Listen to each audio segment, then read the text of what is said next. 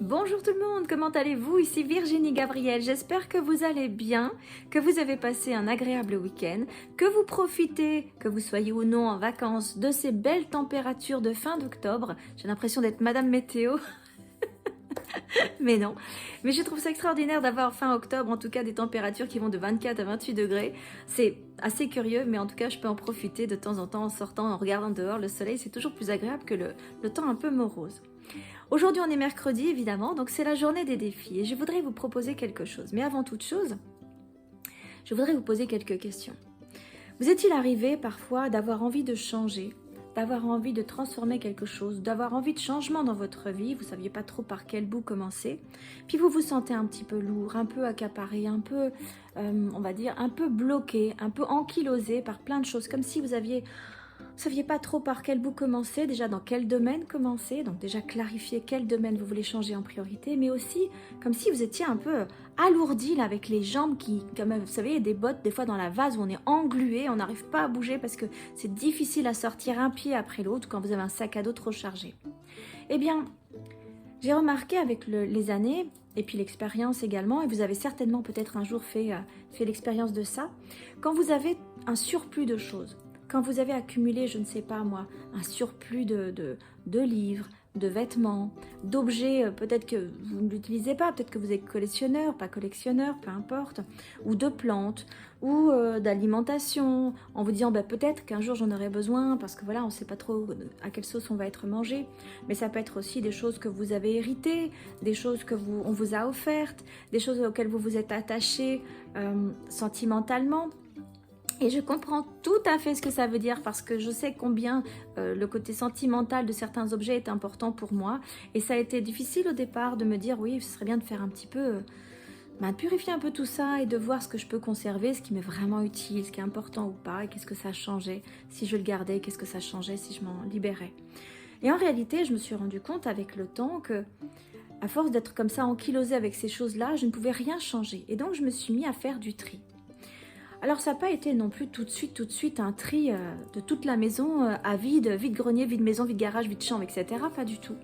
Mais simplement je me suis dit voilà, j'ai commencé par exemple par des vêtements.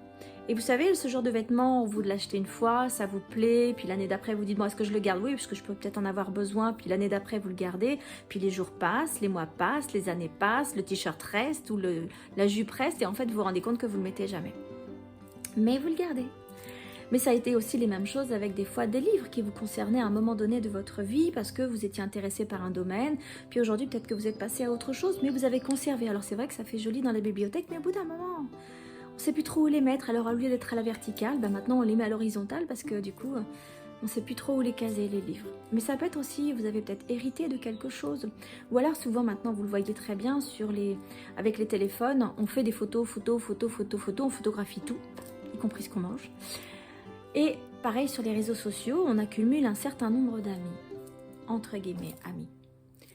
Et je me rends compte en fait c'est très bien, c'est varié, c'est diversifié, mais on se perd un petit peu dans tout ça, dans cette masse de choses accumulées, dans cette masse aussi d'idées que si on n'a pas ça, ça ne peut pas fonctionner. On a comme une sensation de consommation ou d'impression d'exister parce qu'il y a un certain nombre de choses autour de nous, un certain nombre de personnes autour de nous. Et en réalité, c'est l'inverse qui se fait.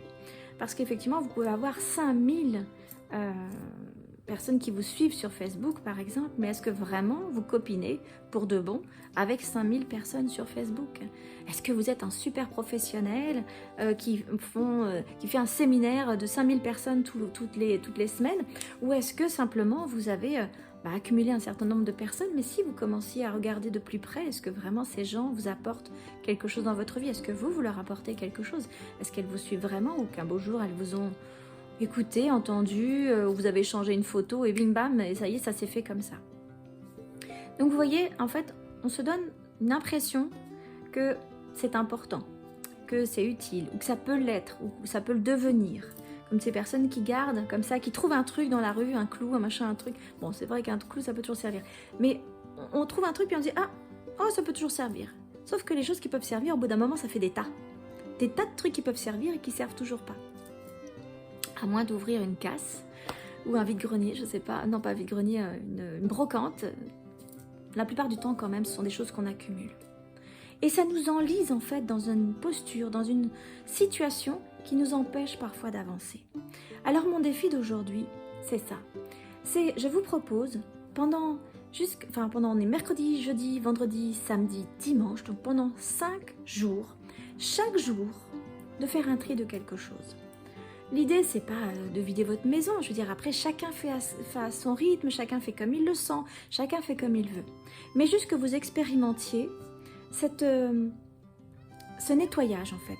Un vrai nettoyage énergétique, un vrai nettoyage même physique, parce que finalement, vous enlevez des choses chez vous, ça aère.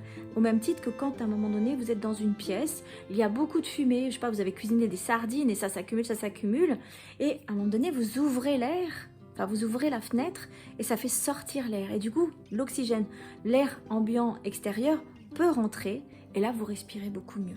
Eh bien, je voudrais que vous expérimentiez ça pour me dire comment vous avez vécu ça. Ça peut commencer par des choses tout à fait anodines.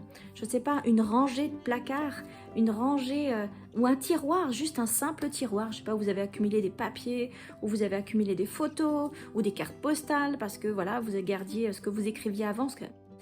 Et du coup, faire voir un peu ce que ça vous fait. Comment vous vivez ça? Comment est-ce que vous générez ça? Par exemple, moi, dans mon quotidien, là, c'est les vacances scolaires. Vous savez que j'ai 2 enfants. Eh bien, moi, je fais en ce moment un tri dans mes affaires professionnelles. Je travaille dans mon activité professionnelle depuis que j'ai à peu près 19 ans. Ce qui fait que formation, les cours que j'ai donnés, les formations que j'ai données, les formations que j'ai reçues, les webinaires que j'ai suivis, les webinaires que j'ai donnés, etc. Enfin, tout ça, ça s'est accumulé, les différentes activités professionnelles que j'ai mis en place, les différents flyers, etc. Il y a des choses qui sont plus d'actualité aujourd'hui, il y a des activités que j'ai transformées, il y en a d'autres que j'ai gardées, il y en a d'autres qui sont peut-être plus autant attractives pour moi. Eh bien, j'ai décidé chaque jour de faire un tri. Alors ça commence par, vous savez, j'ai des placards, des étagères, j'ai choisi une étagère, parce que déjà, j'ai pas le temps de faire tout ça en une journée. Mais au moins, je veux avancer et avoir cette sensation d'avoir effectué quelque chose et de me sentir différente. Eh bien, ça fonctionne. Et j'ai donné le même challenge à mes enfants, c'est-à-dire que pendant la semaine de vacances où je les ai, tous les jours, vous savez, j'avais acheté à l'époque, quand on avait aménagé ici, on avait acheté une sorte de grand meuble avec des trous et on met des casiers en couleur, c'est Ikea, je crois, un truc comme ça. Et du coup, il y a des casiers de couleurs, des grandes tailles, des petites tailles, etc. Et je leur ai demandé, ok les garçons, chaque jour, maintenant vous allez me trier ce qu'il y a dans votre casier. Tous les jours, vous m'en faites un. Alors, il y en a un qui avance un peu plus vite, qui en fait 2-3 dans la journée, et puis l'autre qui avance doucement, mais ils le font. Et ils sont super contents, parce qu'ils ont fait un casier à jeter, toutes les choses cassées, dont ils n'ont plus l'utilité, les bricolages en papier, etc., en carton, hop, ils ont jeté, et un autre carton à donner. Et puis, le grand frère va proposer au petit d'échanger peut-être des choses qu'il a mis dans son casier à donner avant de les donner définitivement à l'extérieur. Mais du coup, tout le monde est content parce que ça aère, ça fait de la place. Alors, il y en a un qui m'a dit « Oh, c'est super, on va pouvoir mettre comme ça d'autres jouets. » Ça reste des enfants, c'est normal. Mais du coup, voilà, l'idée, c'était vraiment de faire un grand nettoyage, de faire de la place pour se sentir beaucoup plus léger, beaucoup plus aéré, en fait. Je vous demande de faire l'expérience, en tout cas, et de me communiquer vos impressions. Qu'est-ce que ça vous a fait? Par quoi vous avez commencé? Et comment vous vous êtes senti après, une fois que vous l'avez effectué? Voilà mon challenge du mercredi. J'espère en tout cas que vous allez passer une belle fin de journée. Et je vous dis à très bientôt.